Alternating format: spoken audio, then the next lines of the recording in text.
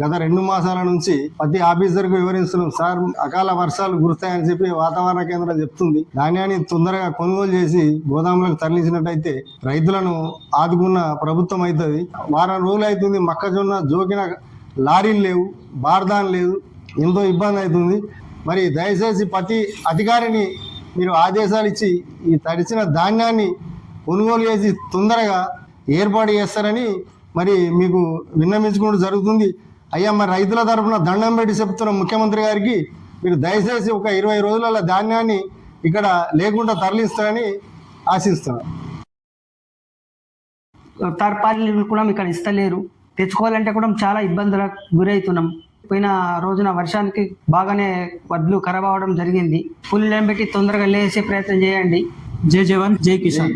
మాది మల్లాపూర్ మండల్, కోరుట్ల నియోజకవర్గం.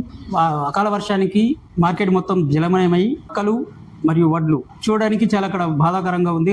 మేము అసలు ఎందుకు వ్యవసాయం చేస్తున్నామా అని చెప్పేసి అని మా మీద బాగా జాలేసే పరిస్థితికి వస్తుంది. ఆడ ప్రభుత్వాలు ఏం చేస్తున్నాయో నాకైతే అర్థమైతే లేదు. కొద్దిగా నా రైతుల్ని పట్టించుకునేవాడు లేకపోయినాక ఒక అధికారి వచ్చి చూడడం, వాడు అక్కడికి వచ్చి పర్యవేక్షణ లేకపోవడం, ఒక వ్యవసాయాధికారి రాకపోవడం, ఎక్కడ అసలు ప్రభుత్వం ఉందా? ప్రజాపాలన చెప్పుకుంటున్నారు.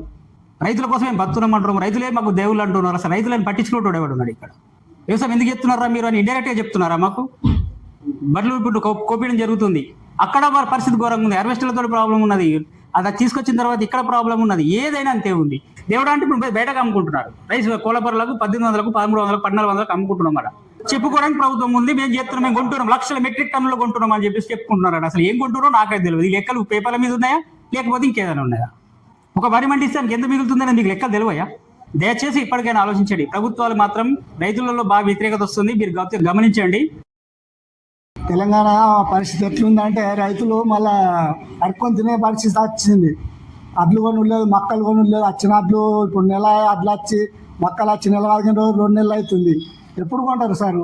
ఇక్కడనే గడుపుతున్నాయి 2 నెలలు మొక్కలు వచ్చి ఫస్ట్ నుంచి 2 నెలలు మొక్కల ఇప్పుడు అడ్లు వచ్చి నెల అవుతుంది.